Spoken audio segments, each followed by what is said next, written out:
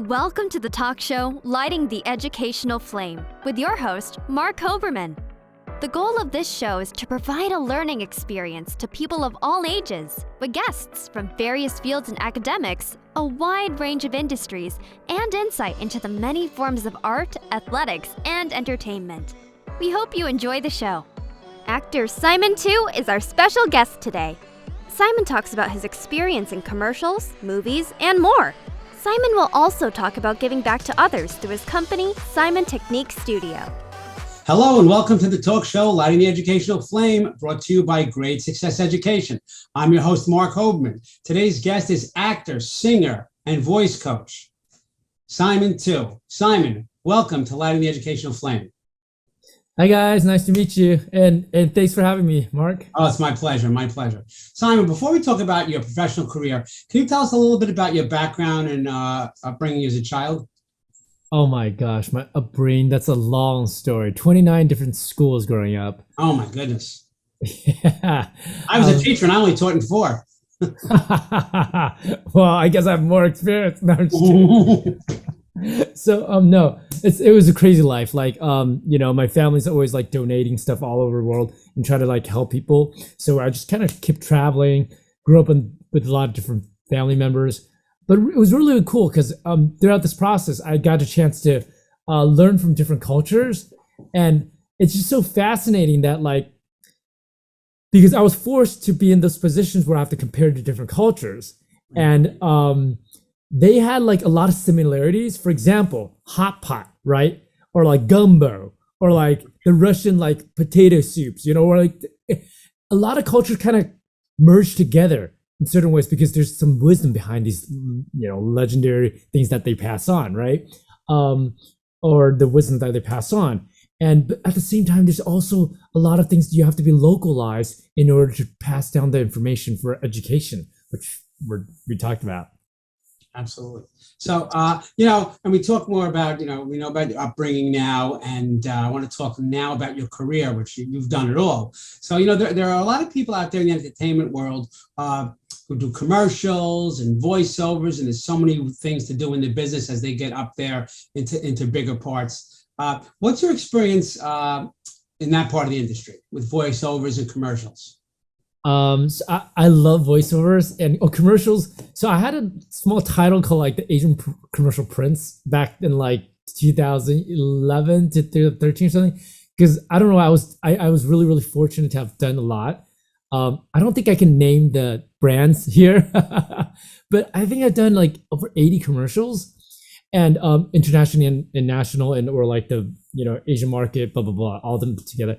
And it was so much fun because I feel like once you get on a roll, like do more of them, it becomes much easier because it's almost like a practice of working with different directors or different teams. And every director directs you differently and have different like keys. For example, some directors will be very, very nice and be like, okay, if you're holding like a beer or holding whatever, like you have to be like that, the same position, 3, 2, 1, action, 3, 2, 1, action. So we have like the muscle memory already, because we've done it so many times, so we know, okay, so they want almost identical, inserts of your hand, and sometimes you can ask for like one of those grains or something, so you can leave your hand there, and just, at least for me, like we have little strategies, so I know my muscle memory here, so with a 3, 2, 1, action, so it's the same movements, so they get the best shot in the shortest amount of time, and they'll like to use it next time, so that's pretty cool. How long does a 30-second or 1-minute commercial take to shoot?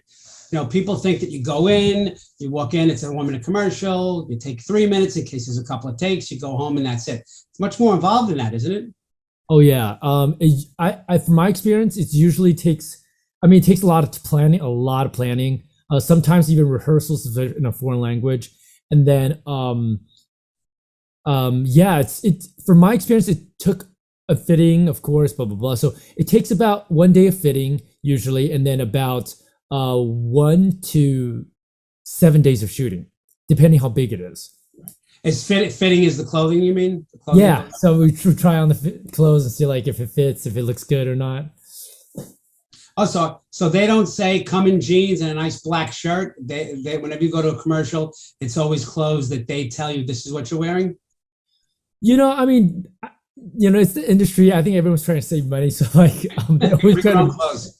Yeah, but you never end up wearing your own clothes. At least I haven't in a while. Like it's always it's always their clothes for some reason. Right.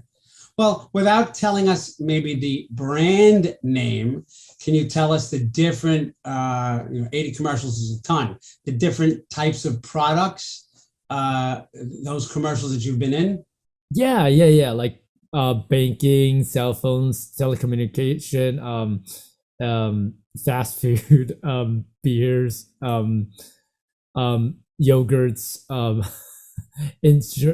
yeah. Oh gosh, I can't. I actually have the names faster. I can probably No, no, the brand is in it. Well, that's what branding and marketing is all about. They want to know the brand more than they want to know the product. I get it. But without mentioning the brand, I know you were in a commercial with John Legend and his wife Chrissy Teigen. So what was that like? You don't have to mention the brand.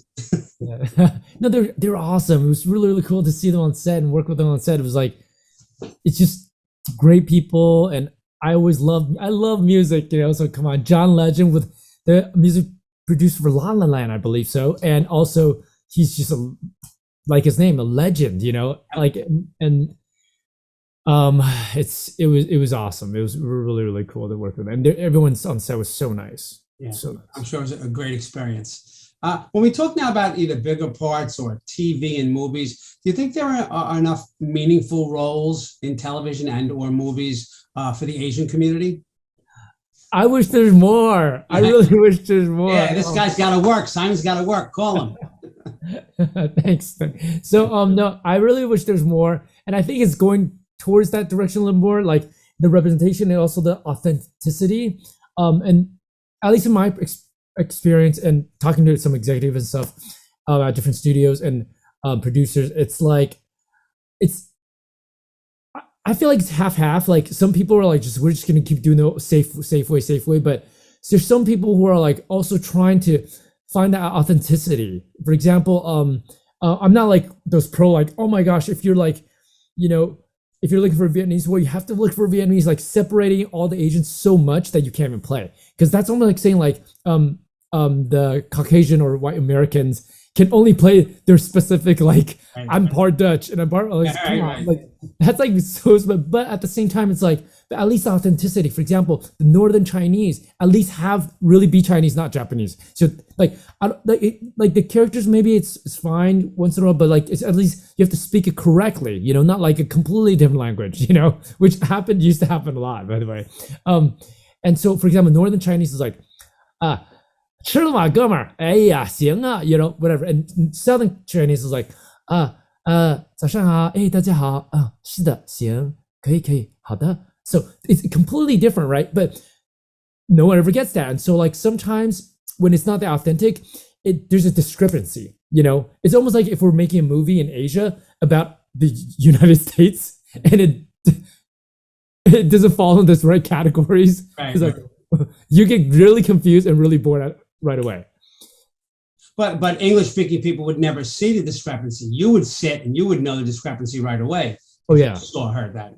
Oh yeah. Oh, big time. So and I'm just saying like while we're on air, like I'm just hopefully get a chance to share that experience because I lived there for so half basically. I grew up in America, Santa Monica, but I also lived in Asia and worked in Asia for quite some time. Especially with co-productions or like different international directors and producers. So it was really interesting to see both sides of the picture.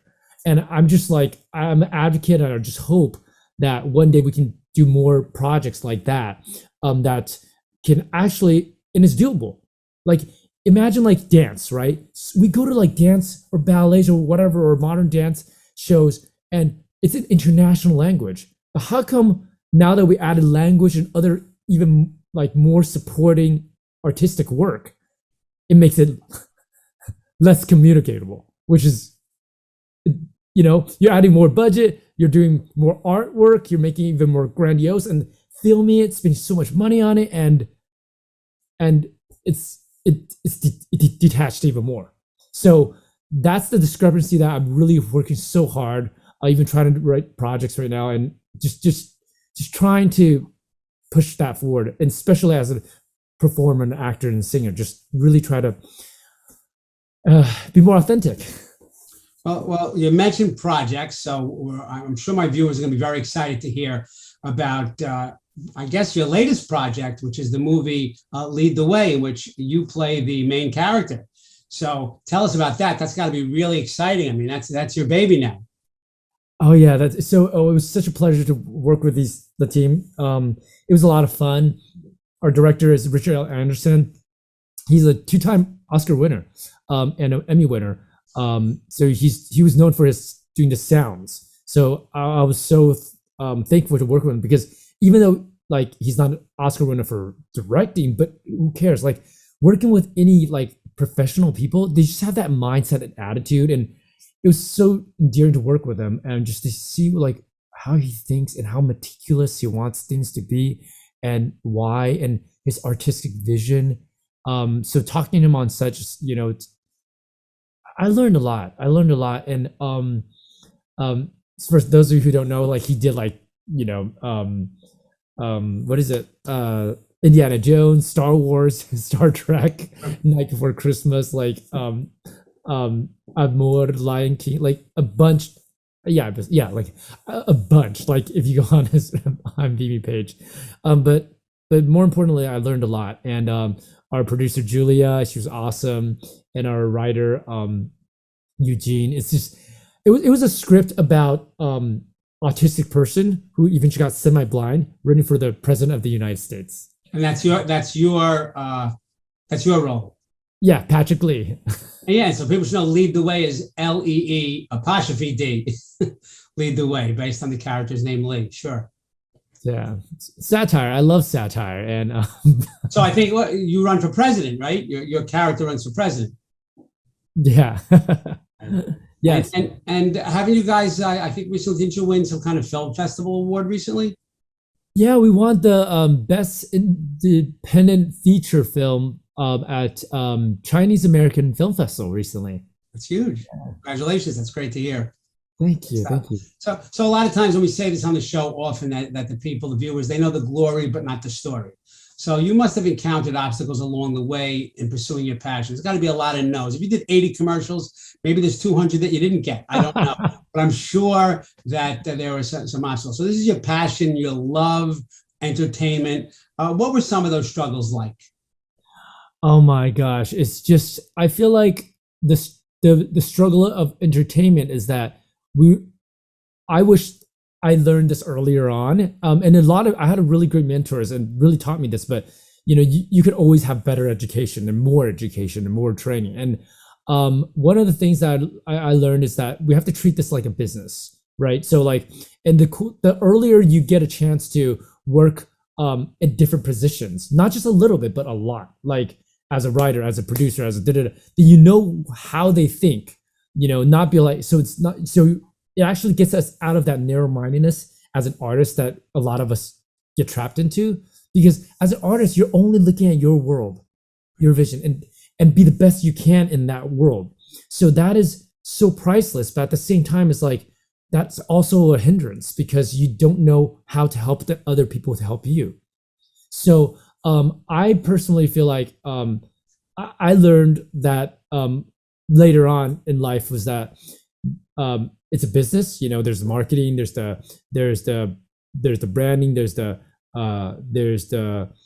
craft for sure. There's the audition process, blah blah blah. So actually, that's why I came up with like some celebrities in Asia, and also some great dear friends together for Simon Technique Studio and we have Academy Award winners in the studio as well, and world champions, and we only find the best of the best, and we just try to give back as well and share with the next generation that this is it's also a business. It's also it's a whole package. It's not just like blindly going to a school and just taking lessons, okay, and then 10 years down the line, okay, I'm done. What do I do next? Because a lot of young generation people, I realize that they tell me, they're like, we don't know what to do next. Some people graduate from top schools. I don't want to name names here, but top like Ivy schools, or in the world, or even, and they spend hundreds of thousands of dollars in their lifetime for education, which is actually pretty common for like elites, but they're still kind of lost. They're like, okay, then what?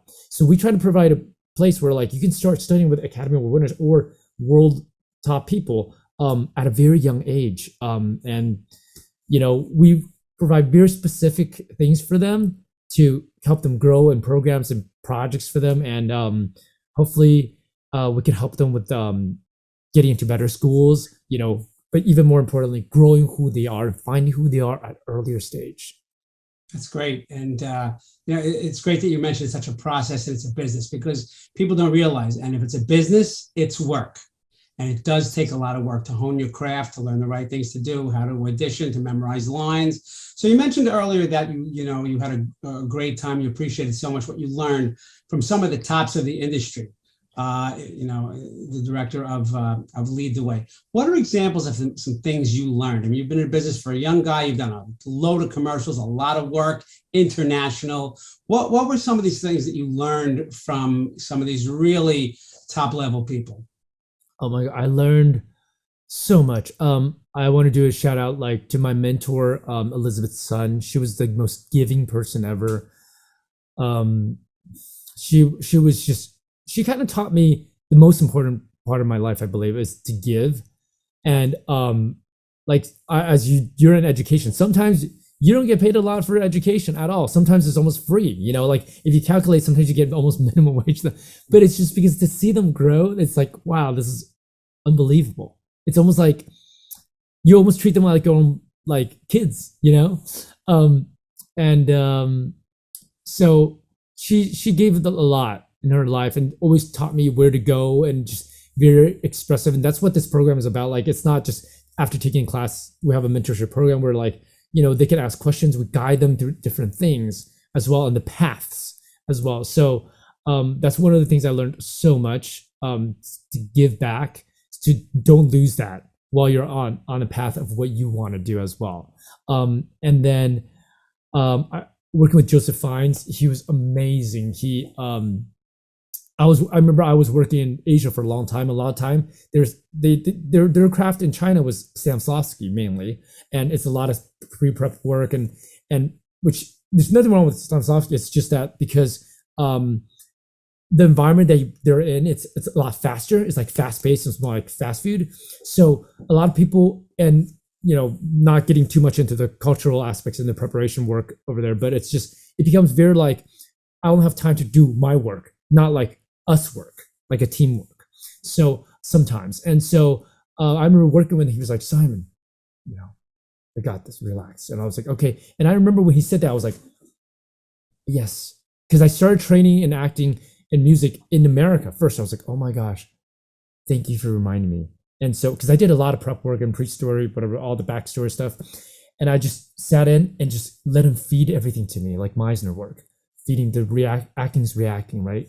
And it was so much fun working with him, and he really reminded me and clicked again. I was like, oh my gosh.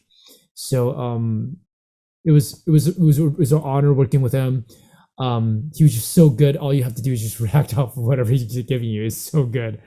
It was really lovely to have his talk in his room afterwards, and he was very, very nice to say it's thank you for doing your work here, and for the project, and it was very sweet of him.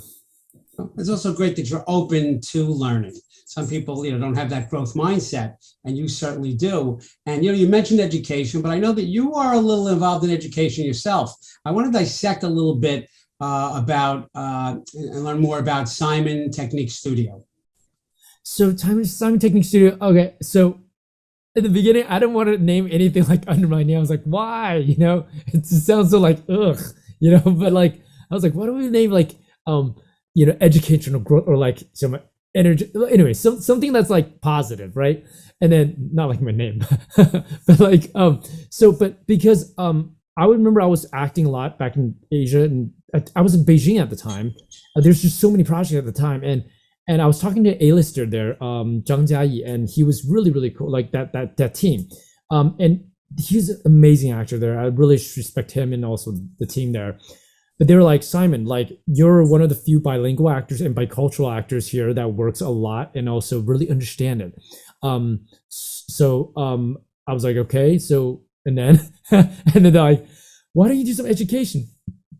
Because they realized that I can localize Meisner or like Woodhagen, like different techniques into the localization, and they've been having a lot of Asian actors has been struggling with that.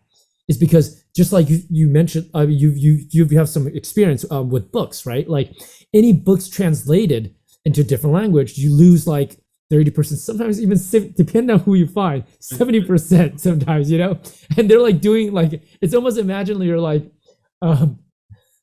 you're fishing, you're like, oh, this is the best technique, yeah, but how come there's no fish? Oh, I'm the wrong pond. Oh, I'm so sorry. That's what was happening. So I spent a lot of time about more than 10 years, like with these people. I was working with my other colleagues were the four top teachers from the four conservatories in China, 中西北电上戏传媒大学, and then I was the international coach there. So I would like fuse this thing together. I was like, okay, so how do we make this better? How do we communicate this better? How do we localize it? For example, like the Chinese culture, a lot of Chinese actors like, huh, ha, yeah, yeah, rah. It's big, right?